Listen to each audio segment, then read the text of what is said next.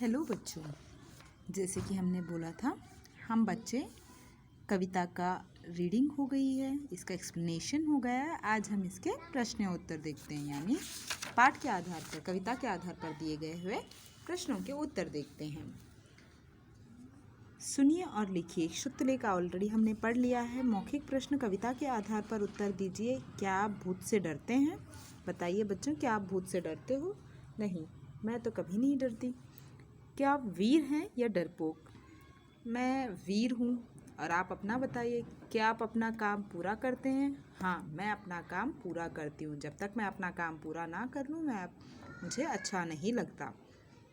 वीर बालक कैसे होते हैं? वीर बालक जो अपना काम समय से पूरा करे, सबकी आज्ञा का पालन करे, बड़ों की आज्ञा का पालन करे, और कोई भी चुनौती हो उसे हारे ना, उसके डट कर सामना करे। हार जीत तो दूसरी बात है, डट कर सामना करना ही वीरता की निशानी होती है। ऊंचे स्वर में पढ़िए। व को बड़ी ई की मात्रा वी, र वीर। क ठ को छोटी ई की मात्रा ठी, न कठिन। घ ब र को आ की मात्रा रा, न को आ की मात्रा ना, घबराना।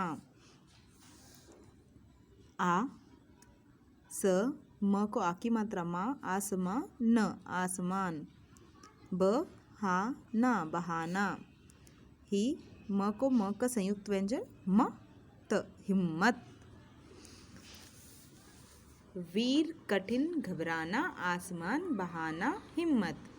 वीर, कठिन, घबराना, आसमान, बहाना, हिम्मत। आपको ये ऊंचे स्वर में पढ़ना है। यह देखिए बच्चों, आपको यहाँ 4 चित्र नज़र आ रहे हैं। आपको क्या लगता है कि इसमें से कौन सा बच्चा हिम्मत वाला है या वीर है?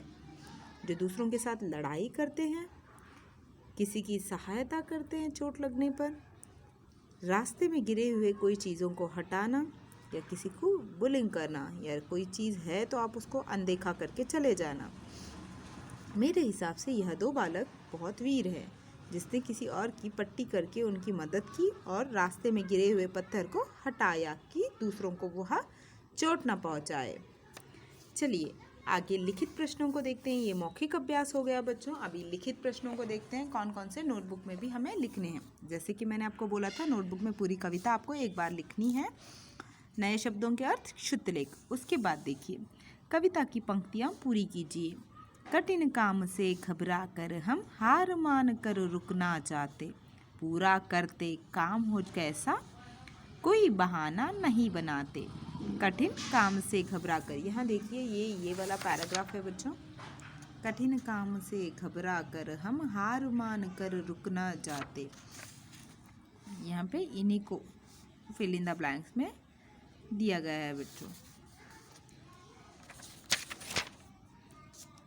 तो चलिए अगले सेकंड क्वेश्चन की तरफ चलते हैं। सही उत्तर पर उत्तर के सामने टिक का निशान लगाइए। डर कर छिप जाने को क्या कहेंगे? जो डर कर छिप जाते हैं उनको क्या कहेंगे? बहादुरी या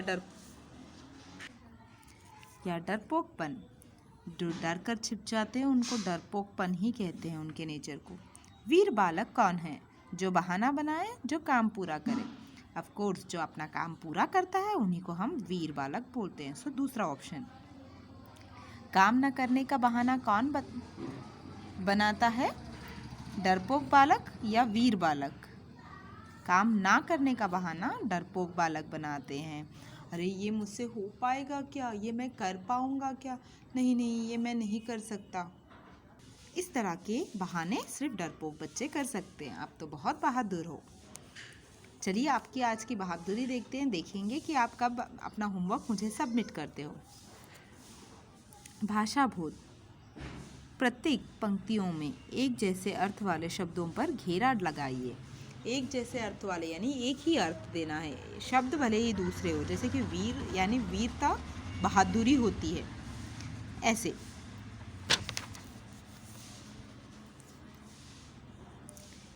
वीर, बहादुर। जैसे कि लड़ाई का सिमिलर मीनिंग होता है झगड़ा। इसी तरह से हमें एक जैसे अर्थ वाले शब्दों को पर घेरा डालना है। हिम्मत का अर्थ होता है तेज, चुस्त, साहस। हिम्मत यानी साहस। आगे बढ़ना। ताकत, ताकत यानी बल, मोटा, निराले, निराले यानी अनोखे, मोटा यानी फैट, बल यानी ताकत। ताकत, बल एक ही शब्द, एक ही जैसे अर्थ है लेकिन शब्द अलग अलग है। कठिन, बड़ा, मुश्किल, कठोर। कठिन यानी मुश्किल है। यह कठिन शब्द का अर्थ भी हमारे कविता में दिया गया है, मुश्किल। कठिन यानी मुश्किल, बड़ा नहीं होता है, कठिन यानी बड़ा नहीं होता, बड़ा इज़ बिग, कठिन इज़ डिफ़िकल्ट, मुश्किल ऑल्सो इज़ डिफ़िकल्ट, कठोर। यह देखिए, नए शब्द बनाइए। नए शब्द कुछ इस तरह से आपको बनाने होंगे बच्चों। हिम्मत प्लस ई, हिम्मती, यानी अंतिम शब्द को हमें बड़ी ई की मात्रा के साथ जोड़ना होगा, कुछ इस तरह से। यहाँ देखिए, साहस प्लस ई की जगह हमें बड़ी ई की मात्रा को जोड़ना होगा। ई की जगह हमें बड़ी ई की मात्रा को जोड़ना होगा। तो यहाँ शब्द हो गया सा ह स को ई की मात्रा सी, साहसी। तूफान प्लस ई, तू फा को ये बिंदु आने से मैंने आपको बताया था फ का ये आता है। फा नी, तूफानी, तूफान, तूफानी, तूफानी रात है, तूफानी हवा है। साहस का काम किया है, बच्चा साहसी है, ये व्यक्ति पर। आसमान प्लस ई, आसमानी यानी आसमान से आए हुए, आसमानी संदेश होता है। आसमान यानी आकाश, आसमानी यानी आसमान से संबंधित होता है।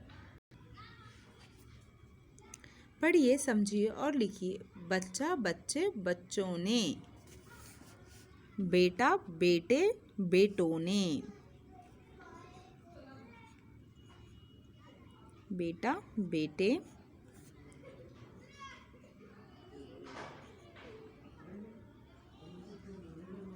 बेटों ने।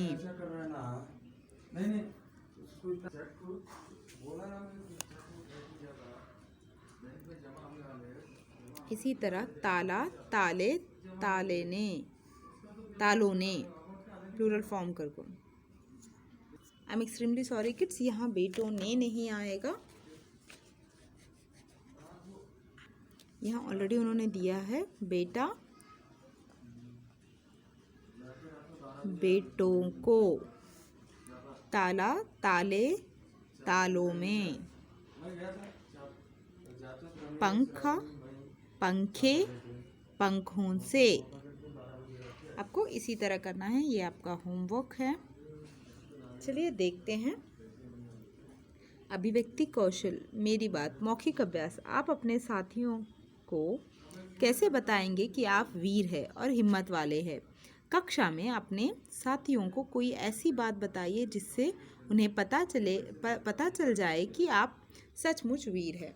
ये आपका असाइनमेंट है बच्चों, यानी आपका गृह कार्य है। आपको एक छोटी सी वीडियो बनाना है जिससे आप बता सकते हो कि आप वीर हो, ना कि किसी को हार्म करना है, किसी को तकलीफ नहीं देना है, बट अपनी अच्छाई से आप वीर हो ये बताना है। भारत के वीर, लिखित अभ्यास। भारत के किन्हीं दो वीरों के नाम लिखिए। प्रत्येक के बारे में 2 वाक्य लिखिए। अगर आप मुझसे पूछोगे तो आई लव भगत सिंह, जो भारत के एक क्रांतिकारी थे। मैं उनके बारे में 2 वाक्य ज़रूर लिख सकती हूँ। ऐसे ही आपको 2 व्यक्तियों के बारे में लिखना है। इफ़ पॉसिबल आप उनकी फ़ोटोग्राफ भी चिपका सकते हो। ये आपका एनरिचमेंट एक्टिविटी है।